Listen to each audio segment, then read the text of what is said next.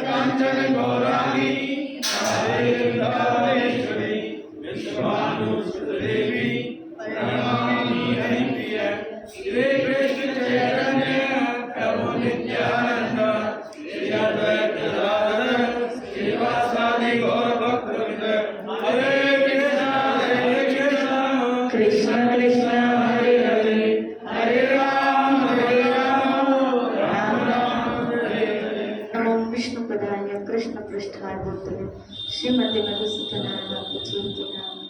नमस्ते मधुसूदनाय कृपाप्रियाय दुर्लभ कृष्ण भक्ति में अति सर्वकाल।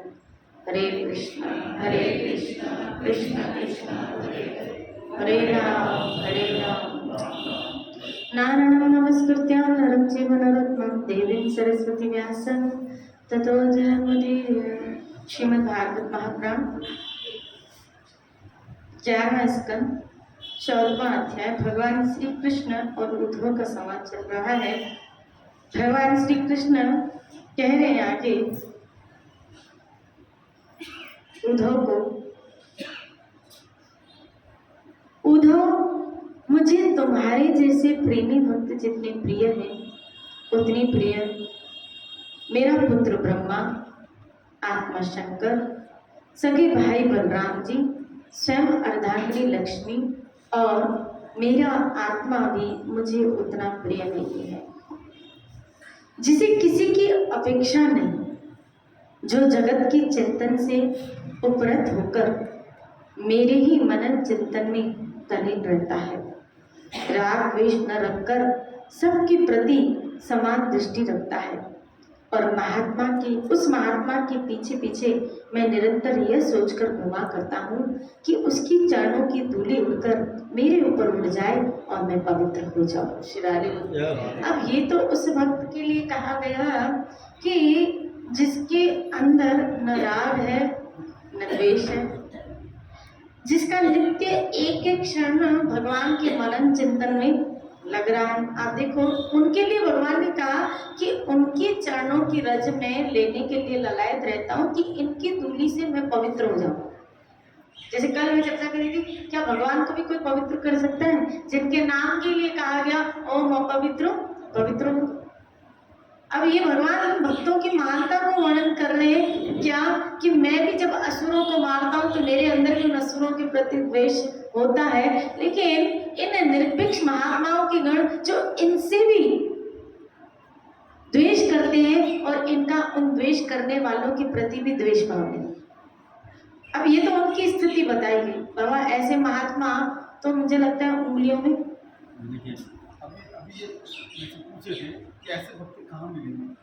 जैसे इसमें जो वर्णन आया कि ये संतों की सेवा के लिए चोरी करते थे हरपाल सिंह, तो ऐसे भक्त ऐसे वैष्णव ऐसी दृढ़ श्रद्धा वाले लोग, ऐसी दृढ़ निष्ठा वाले लोग हैं।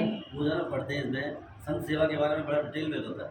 भगवान कई जगह चोर भी बन के आए, मतलब कुछ में भी आ गए, लोकर बन के भी आ गए। ऐसे संत कहाँ मिलेंगे? हैं अभी भी ऐसे संत हैं, लेकिन ये जो सिखाने का, ये जो पढ़ने का सेंस होता है हमें खुद बनने का।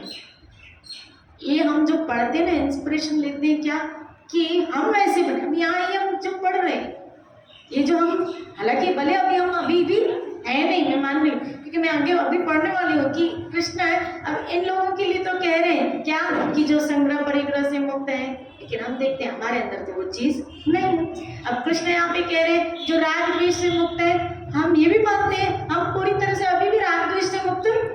चलो द्वेष ना भी आता हो भजन के कारण, चलो ये बात से उठ गया, लेकिन राग तो है। तो राग है तो मतलब कहीं ना कहीं द्वेष भी किसी कोने में बैठा होगा जो अभी दिख नहीं रहा। तो इसका मतलब है अभी भी हम क्योंकि कृष्ण ने तो यहाँ पे ऐसा कहा क्या कि इन चीजों से जो मुक्त है उसी के मैं पीछे पीछे घूमा करता। लेकिन ये तो उन भक्तों के लिए कहा गया। चलो हो सकता है इस जहाँ में ऐसे भक्त हों भी जो हमारे नजर में हो, लेकिन आगे चल के कृष्ण हम जैसे लोगों के लिए भी कह रहे,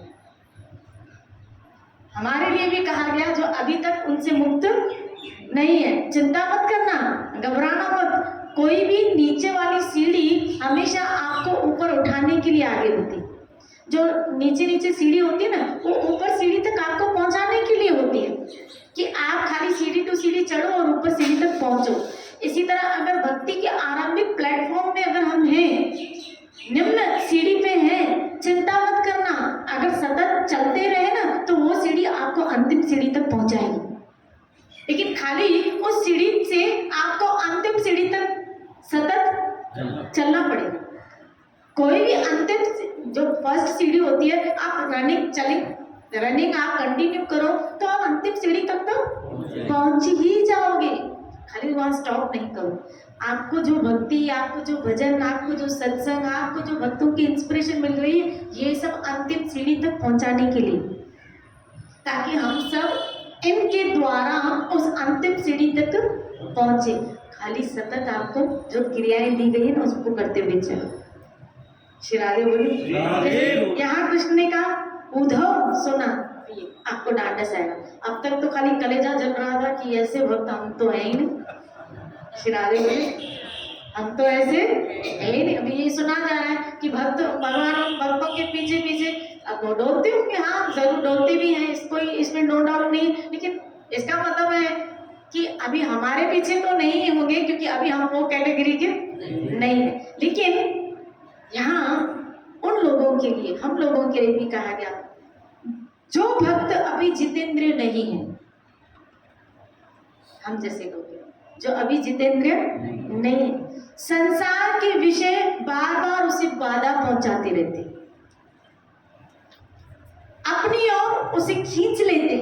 श्री राधे बोले, वो भक्त जो अभी जितेंद्रिय, संसार के विषय उसको अभी भी अपनी ओर खींच रहे हैं, बार बार संसार के विषय से बाधा पहुंचाते, वह भी, चलो हम इस लिस्ट में तो हैं। श्री राधे बोले, हम इस लिस्ट में तो हैं, वह भी क्षण क्षण में बढ़ने वाली मेरी भक्ति के प्रभाव से एक दिन विषयों से पराजित नहीं होगा।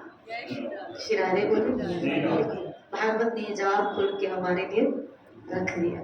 श्री कृष्ण ने यहाँ, ठीक है आज हमको विषय पराजित करें, मैं फिर कह रही हूँ, नीचे वाली सीढ़ी आपको ऊपर तक पहुंचाने के लिए है। प्राय यहाँ पे कहा प्रगल्भ भक्ति, मेरी जो प्रगल्भ मतलब जो प्रगाढ़ भक्ति में लगा है, मेरी सतत भक्ति में लगा है, उसका प्रभाव एक दिन ऐसा आएगा क्या कि विषय पराजित हो जाएंगे, विषय उसको हरा नहीं पाएंगे, एक दिन वो जीत जाएगा। ये उसकी दृढ़ता के ऊपर है, ये उसकी स्पीड के ऊपर है, ये उसकी लगन के ऊपर है, ये उसकी भक्ति के जुनून के प्रति, कि अगर उसका भक्ति के प्रति, ईश्वर प्राप्ति के प्रति, प्रभु प्रेम के प्रति एक दृढ़ता है ना, वो इसी जन्म में पाएगा, इसी जन्म। कल ही हम शाम को सायंकाल को भागवत में पढ़े थे, आपको याद हो कि गोपियों का उल्लेख आया, भागवत में उल्लेख आया है, गोपियों का उल्लेख आया, जिसमें पुराणों से वर्णन किया गया कि एक एक गोपी जो थी, जिसने एक ने बताया, एक ऋषि ने 100 कल्प तक तपस्या की थी, एक ने 9 कल्प तक की थी, एक ने 1000 कल्प तक की थी, यानी ऐसा बताया। तो इसका मतलब है भक्ति में पेशेंस भी बहुत जरूरी है, धैर्य भी बहुत जरूरी है। श्री राधे बोली। मुझे फिर चैतन्य चरितामृत की एक घटना याद आ रही है। महाप्रभु चैतन्य जब भाव आवेश में आए और भाव आवेश में सबको दर्शन दे रहे थे, एक नहीं था तो मुकुंद, और महाप्रभु बार बार कह रहे थे, जब नित्यानंद जी कह रहे थे प्रभु मुकुंद बहुत, मुरारी थे कि मुकुंद थे ना शायद, है ना, तो मुकुंद के लिए बार बार कहा गया कि भाई वो आपके दर्शन के लिए बहुत ललायत है। आपने कहा निकाल दो इसको मैं कभी दर्शन नहीं दूंगा, इसको मैं कभी दर्शन नहीं दूंगा। तो भक्तों को आश्चर्य हुआ कि आज महाप्रभु मुकुंद के लिए ऐसा क्यों कर रहे, लेकिन वो हिम्मत नहीं हो रही थी कि मुकुंद को कोई बोले। किसी भक्त ने कहा कि महाप्रभु आपके लिए ऐसे बोल रहे हैं। पूछो तो खरी क्यों? श्री राधे बोले, बोला वो भक्ति को कभी कभी खंड, कभी किधर कभी ज्ञान मार्ग में चला जाता है, कभी किधर चला जाता है, भक्ति की धारा में बहता ही नहीं। और जो भक्ति को खंड खंड कर देता है, फिर मैं अर्थात भगवान महाप्रभु उसके पास कभी या वो मेरे दर्शन कभी नहीं कर पाएगा। तब मुकुंद को जब रियलाइजेशन होता है इस चीज का, तब एक प्रश्न रखते हैं आगे, उन्हें खाली महाप्रभु से पूछो कि किस जन्म में दर्शन देंगे, किस जन्म में कभी देंगे दर्शन। अंदर कहा मुकुंद पूछ रहा है कि किस जन्म में कभी देंगे, बोला उसको बोलो 100 जन्म के बाद, उसको बोलो 100 जन्म के बाद। मुकुंद जोर जोर से नाचने लगे, कूद कूद के नाचने लगे। तो बोला पागल हो गया, महाप्रभु ने अभी नहीं बोला है 100 जन्म लेने पड़ेंगे, 100 जन्म। तो बोला अरे 100 जन्म के बाद भी देंगे तो खरी, कंफर्म तो हो गया। श्री राधे बोले ना कि 100 जन्म के बाद देंगे तो खरी। महाप्रभु ने उसका धैर्य जब ये देखा कि भक्ति के प्रति उसका झुकाव देखा, उसका पेशेंस देखा, और अभी उसको बोला और तुरंत लगे महाप्रभु ने उसको दर्शन दिया और जोर से आलिंगन किया। इसका मतलब है भक्ति में पेशेंस रखना भी बहुत जरूरी है।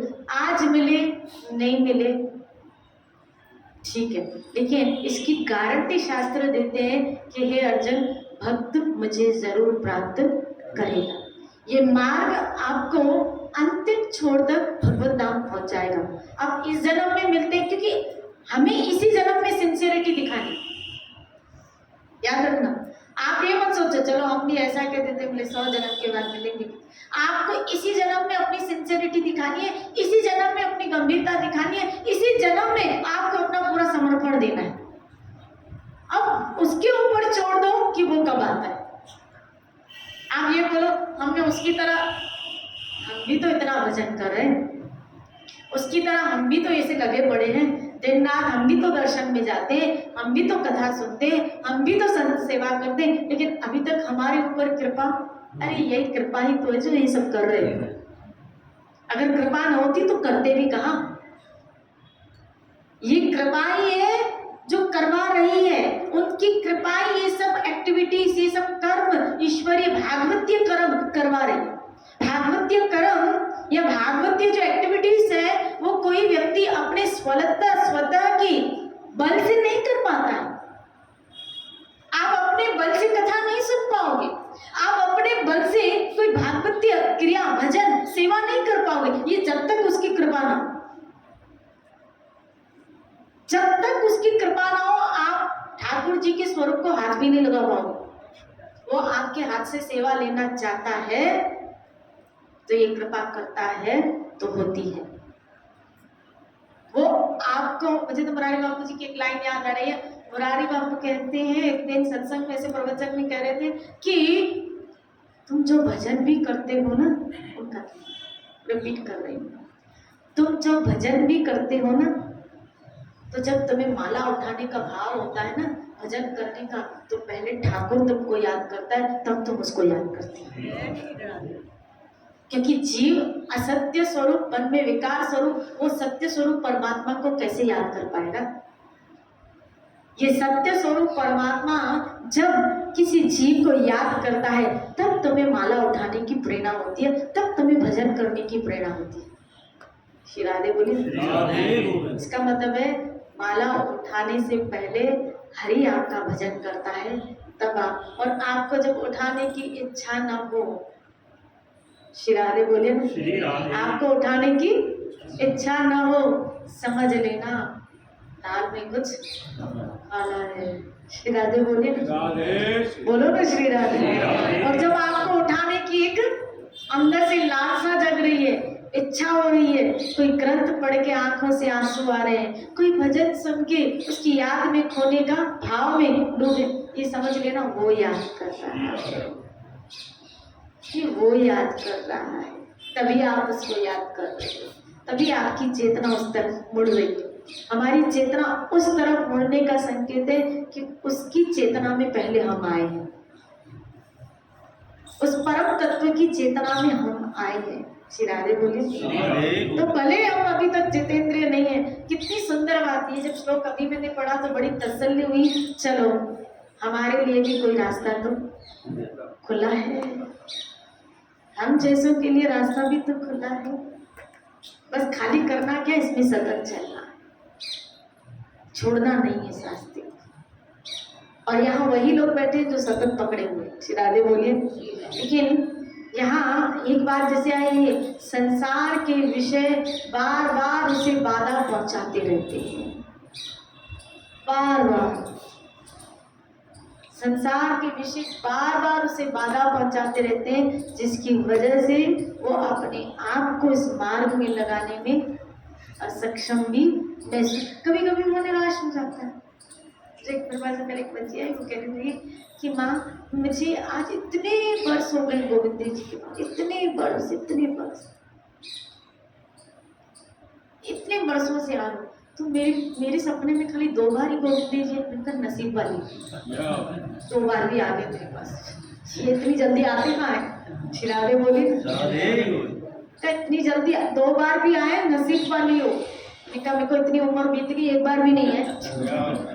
श्री राधे बोली, 2 बार तो आ गए, नसीब वाली हो। ये इतना जल्दी किसी के पीछे नहीं लगते हैं। अध कचरे साधकों के लिए भी रास्ता खुला है। जो पके हुए फल है उसका तो भोग ठाकुर लगाता है, याद रखना। जो पके हुए साधक है, पके हुए फल है, उसका तो भोग ठाकुर लगाता है, लेकिन जो कच्चे साधक है ना, उसको खाने के लिए तैयार जरूर रहता है, इसका भोग लगाने के लिए तैयार जरूर रहता है, इस उम्मीद में कि ये फल कल पक जाएगा और मेरे भोग के योग्य बन जाएगा। और इसको अब मुझे बताओ, ये झाड़, इसमें बीज बोने वाला, झाड़ को फलीभूत करने वाला, फल लाने वाला, फल पकने तक, पत्ते तैयार हो जाए, ये सब क्रम के पीछे विशेष ठाकुर जी की कृपा की तो है। श्री राधे बोले, कच्चा फल, कच्चे में से फल क्या हो रहा है, पक रहा है। और वही पका हुआ फल अगर ठाकुर जी को भोग लगे तो ये उसी की कृपा का फल। बारिश हुई, झाड़ हरा भरा हुआ, धूप लगी, वो फल पके, तो ये सब उसी का ही तो कृपा का स्रोत था। और उसी झाड़ में से आपने फल तोड़ा और ठाकुर जी को, तो किसकी कृपा थी, उसी की, उसी का ही उसी को लगा। बस ये भी आपसे जो भक्ति की क्रिया हो रही है, आपको लगता है कि हम इसके पीछे मेहनत करते हैं, आपकी मेहनत नहीं है भाई, ये उसकी कृपा का फल है। मेहनत से अगर भजन होता तो बात ही क्या थी, फिर तो मजदूर को बिठाओ, आपसे ज्यादा मेहनत तो वो करना। श्री राधे बोली, मेहनत से भजन नहीं होता, मेहनत से भक्ति नहीं होती। अगर मेहनत से हो तो फिर मजदूर को बिठाओ और एक दिन पकड़ाओ उसको माला और बोलो, ये जो 500 रुपए 600 रुपए की मजदूरी तुमको पूरे दिन की मिलती है और हम देते हैं तुम्हें 1000 रुपया, खाली सारा दिन 8 9 10 घंटे माला करो। बोलो उसको कि 1000 हम देते हैं, खाली माला करो, 1000 माला होगा। श्री राधे बोली, देखो अगर मेहनत से माला होती तो फिर वो मजदूर तो हमसे ज्यादा मेहनत कर रहा। श्री राधे बोली, इसका मतलब है मेहनत से माला नहीं हो रही है, कृपा से हो रही है। श्री राधे बोली, बोलो ना श्री राधे। ये आपकी जबान जो चल रही, आप देखो ना, कई लोगों को, मैंने पर्सनल देखा, आप लोगों ने भी देखा, कई लोगों को टॉकेटिव होते, बातों नहीं होते, बहुत ज्यादा बोलने की आदत होती है। और उनको बोलो खाली क्या ठाकुर के विषय बोलो, ऐसे आते ना भाई, कितने शोज आते हैं टॉकेटिव, बातों नहीं, बात करना, कितने शोज आते हैं। वो वहां के डायलॉग्स तो बोल लेंगे, लेकिन हरि चर्चा नहीं बोल पाते, हरि चर्चा नहीं कर पाए, हरि नाम उनके मुख में नहीं आया, हरि की चर्चा, हरि की बातें वो नहीं कर पाएंगे। अगर ऐसा होता, टॉकेटिव व्यक्ति बात कर पाता तो वो तो कृष्ण की भी बातें कर रहा था। इसका मतलब है क्या कि जब तक हरि कृपा न हो तब तक हरि के विषय कोई बोल भी नहीं सकता, हरि की कृपा न हो तो हरि के विषय कोई सुन भी, हरि की कृपा न हो तो हरि के विषय कोई भजन भी नहीं कर सकता। श्री राधे बोलो ना श्री राधे। उसकी कृपा के बिना नहीं हो सकता। उद्धव जैसे धधकती हुई आग लकड़ियों के बड़े ढेर को जलाकर खाक कर देती है, वैसे ही मेरी भक्ति भी समस्त पाप राशि को पूरी तरह जला डालती है। श्री राधे बोली। कितनी सुंदर बात यहाँ, और ये कृष्ण कह रहे, तभी खाली कह रही, खाली ये भक्ति जो कर रहे हैं ना, इसको छोड़ना मत, घाटे में जाओ। पता नहीं कितने संचित प्रारब्ध अप्रारब्ध पाप राशियों के ढेर उस भक्ति महारानी के प्रताप से जलकर खाते जाते हैं। और यहाँ जिन जिन लोगों के लिए करते हैं, हमने तो किए, हमने तो हमसे तो कराए भी गए, हमने किए भी और हमसे कराए भी गए, और हमने उनके लिए भी किए। श्री राधे बोलिए। हमने तो उनके लिए भी किए।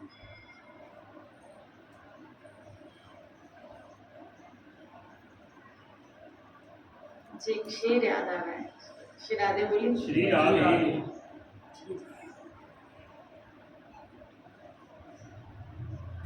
आजा आजा, शेर नहीं आ रही है कि शेर आया? श्री राधे बोलिए।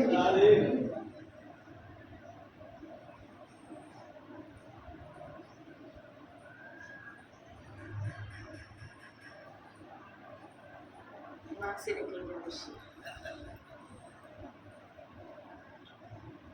कौन कहता है, कौन कहता है, कौन देता है सब, कौन देता है उम्र भर का साथ यहाँ? बोलो। कौन देता है उम्र का साथ यहाँ? कौन देता है उम्र भर का साथ यहाँ? कौन देता है उम्र भर का साथ यहाँ? यहाँ तो जनाजे में भी कंधे बदलते हैं। यहाँ तो जनाजे में भी कंधे बदलते रहते हैं। कौन देता है उम्र भर का साथ यहाँ? यहाँ तो जनाजे में भी कंधे बदलते रहते हैं। श्री राधे बोलिए। नहीं थक गए, थोड़ा उठाओ तो, थक गए उठा दो तो। और आजकल तो नया सिस्टम निकला है, क्या? खत्म ही हो गए, कंधे खत्म ही हो गए, अब तो गाड़ियाँ आ गई, अब तो कंधे भी खत्म हो गए। श्री राधे बोलिए। पहले तो फिर भी नसीब वाले लोग थे, दूसरे के कंधे मिलते भी तो थे। आजकल तो कंधे भी खत्म हो गए। कौन इतनी धूप में चलेगा? अब मैंने उसने कहा ना, पैसे वाले तो सीधा कहाँ पहुंच जाते, सीधा शमशान पहुंच जाए। पैसे वाले तो सीधा शमशान, गरीब का फिर भी कंधा मिल जाता है। पैसे वाले तो सीधा शमशान पहुंचते हैं, सीधे शमशान पहुंचते। हमने तो पापड़ बेले, बहुत सारे पापड़ बेले हैं, अपने लिए भी औरों के लिए भी। देखिए जब उस पापड़ के कर्मों को जब खाने की बारी आएगी ना, जैसे पापड़ जितने खाओ पेट में गैस पैदा करता है, ऐसे कर्मों के पापड़ भी ताप उत्पन्न करता है, पाप ताप उत्पन्न करता है। लेकिन यहाँ बताया मेरी भक्ति समस्त पाप राशि को जला डालती है। भले उसको पूर्व की पाप वासनाएं अभी जला रही है, मानने वाली बात है, वो ताप में जल रहा है, मानने वाली बात है। लेकिन अगर वो भक्ति सतत कर रहा है ना, एक न एक दिन आएगा क्या कि वो पाप राशि, वो भक्ति रूपी महारानी उस पाप राशि को जला दी। और वो आनंद यहाँ आया कि एक वक्त आता है वो मेरे परम आनंद स्वरूप का अनुभव करता है। श्री राधे बोलिए। हे उद्धव, फिर सुनो, हे उद्धव, योग साधन ज्ञान विज्ञान धर्म अनुष्ठान जप पाठ तप त्याग मुझे प्राप्त करने में उतनी समर्थ नहीं है जितनी दिनों दिन बढ़ने वाली अनन्य प्रेम में मेरी भक्ति है। यानी धर्म अनुष्ठान साइड कर लो, जप पाठ तप त्याग योग साधन ज्ञान विज्ञान, जितनी मेरी प्रेममयी भक्ति मुझे वश करती है, या जीव को यहाँ और मैं संतों का प्रियतम आत्मा, मैं अनन्य श्रद्धा और अनन्य भक्ति से ही पकड़ में आता हूँ। लोग अपना रास्ता बता रहे हैं, ये अपनी एड्रेस बता रहे हैं भगवान। अनन्य मतलब आपके जीवन में अब श्री कृष्ण के अतिरिक्त नथिंग एल्स, कोई भी नहीं चाहिए उसको। माम एकम, मैं मतलब खाली मैं, मुझे छोड़कर तुम दूसरे किसी के पास नहीं जाओ। अनन्य अनन्य को तोड़ो तो अन्य कोई नहीं। हे अर्जुन, केवल भक्ति के द्वारा, भगवत गीता 18वां अध्याय, केवल भक्ति के द्वारा ही भक्त्या माम अभिजानाति, केवल भक्ति के द्वारा मुझ भगवान को यथारूप में जाना जा सकता है। मैं जैसा हूं वैसा मुझे प्राप्त किया जा सकता है। वहां भी कहा केवल ओनली ओनली भक्ति, श्री राधे बोले। यहाँ भी कहा क्या, केवल अनन्य भक्ति से ही मैं पकड़ में आता हूँ। श्री राधे बोले। कितना क्लियर, मुझे तो लगता है भागवत कितना क्लियर कह रही है। सब मार्ग बता दिए ना, ज्ञान योग तपस्या धर्म अनुष्ठान सब आया, जप तप संयम सब आया, सबको एक साइड रख दिया, एक कोने में रख दिया और एक कोने में रख के खाली अगर पलड़ा भारी हुआ तो भक्ति का पलड़ा भारी। मेरी अनन्य प्रेम में भक्ति जितना मुझे वश में कर सकती है, मैं पकड़ में सिर्फ, अगर तुम्हें मुझे पकड़ना है, मुझे पाना है, मुझे देखना है, तो तुम्हें उस अनन्य भक्ति अर्थात मुझ अकेले की शरण में आना पड़ेगा। तुम्हारे जीवन में तुम्हारी श्रद्धा का केंद्र, तुम्हारी आस्था का केंद्र, तुम्हारे विश्वास का केंद्र सिर्फ मैं होना चाहिए, अर्थात सिर्फ श्री कृष्ण ही होना चाहिए। श्री राधे बोले। अगर आपकी श्रद्धा टिकी हो तो एक श्री कृष्ण, अगर आपका विश्वास टिका हो तो एक श्री कृष्ण, आपकी आराधना उपासना अगर टिकी हो तो सिर्फ एक श्री कृष्ण, आपकी निष्ठा जम गई एक श्री कृष्ण, बस ना और कोई। और एक साधे सबसे, श्री राधे बोले। एक को साथ के सब हो गए, श्री राधे बोले। एक में ही सब है। अगर ऐसा ना होता तो यहाँ मुझे प्राप्त करने का यही एक उपाय है। मुझे प्राप्त कर, चाहे भले पढ़ लेना है बात, मुझे प्राप्त करने का यही एक उपाय है। श्री राधे बोले। और ये भक्ति कहाँ मिलती है? बोला ये जो संत महापुरुष जिनकी दुकान में ये भक्ति रहती है, ये भक्ति की दुकान खोल के बैठे हैं। श्री राधे बोले।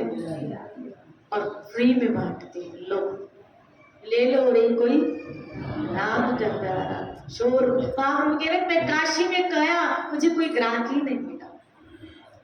मैं ये प्रेम रूपी संपदा, भक्ति रूपी संपदा, हे तपन मिश्र को मैं बांटने आया था। तपन मिश्र को कह रहे महाप्रभु कि मैं बांटने आया था, तो मुझे यहाँ कोई ग्राहक ही नहीं मिला। श्री राधे बोले।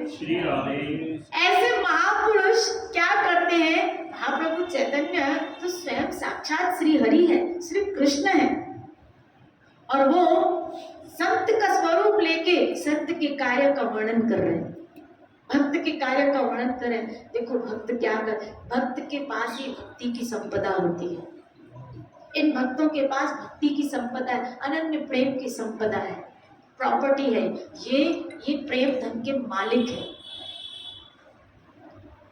कभी न्यौछावर कर दे तो कृपा के द्वारा ऐसे ही प्रेम धन को, और कई कोई सेवक सेवा करता रहे तो भी ना दे।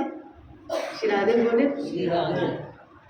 यहाँ बताया ना भागवत है, अपनी गुप्त से गुप्त संपत्ति भी वो अपने आश्रित शिष्यों को बांट देते हैं। क्या गुप्त संपत्ति है? इनके पास प्रेम धन रूपी भक्ति की गुप्त संपदा है। और उनके पास सबसे बड़ी जो कीर्ति संपत्ति वो तो है नाम, वो आपको दे दिया। ये उनके पास एक बहुत बड़ी संपत्ति है, नाम रूपी। हरे कृष्णा कृष्णा कृष्णा हरे हरे, हरे राम राम। इसी संपत्ति के द्वारा आप उस तत्व की, उस प्रेम तत्व की, उस भक्ति तत्व की, सत्संग क्या करती है? सत्संग हमारे अंदर भक्ति को बीज डालती है। इसीलिए भागवत में आया कि इन करण निंद्रों के द्वारा हरि कथा सुनो, जितना पी सकते हो पियो हरि कथा, क्योंकि ये हरि कथा जब कानों के द्वारा अंदर जाती है तब वो भक्ति महारानी को प्रकट करती है, श्रद्धा को प्रकट करती है। इस हरि कथा के द्वारा ही हमारे अंदर श्रद्धा की बीजों का उपज होती है, और इस हरि कथा के द्वारा इसका सिंचन होता है। इस हरि कथा के द्वारा ये पौधा फलता फूलता है। इस हरि कथा के द्वारा इसमें प्रेम रूपी फल अंकुरित होते हैं, और इस हरि कथा के द्वारा जब वो फल अंकुरित होते हैं तब उसका आस्वादन जीव भी करता है, और उसका आस्वादन मेरा ठाकुर भी करता है। राधे बोले, इस प्रेम का रस आस्वादन आप भी करते हैं आनंद के रूप में। जीव किस रूप में करता है? जीव आनंद के रूप में, और भगवान उपभोक्ता उसका भाव को स्वीकार करके, उस भाव रूपी प्रेम को स्वीकार करके ठाकुर एक्सेप्ट करते, स्वीकार करते, आनंदित होते। ये मत सोचिएगा खाली हमें, भगवान भी आनंदित होते। खाली रास में गोपियाएं आनंदित नहीं हुई है, खाली भक्ति ही भगवान को स्वीकार करके आनंदित नहीं हुआ है, भगवान भी अपने भक्तों को स्वीकार करके आनंदित होता है। उसको भी वही रस मिलता है जो जीव को, हालांकि वो रस देना चाहता है, वो देने के लिए ये सब करता है, लेकिन रस आता उसको भी है। श्री राधे आदान प्रदान होता है। श्री राधे बोली, इसीलिए हम जैसों के लिए भी एक रास्ता है, घबराना मत, लेकिन खाली सतत इस भक्ति के मार्ग पे, इस भजन के मार्ग पे, इस सत्संग के मार्ग पे क्या करो? चलते रहो, सीढ़ी दो सीढ़ी चलते रहो, चलते रहो, चलते रहो। अब कब आएगी मंजिल? ये उसके ऊपर छोड़ दो। जब बस ये हो, है सांस जब तक तुम्हें मोहब्बत करेंगे शाम, ओ शाम शाम, ये शाम शामा मेरी सांसें जब तक है आपको मोहब्बत हम करते रहेंगे।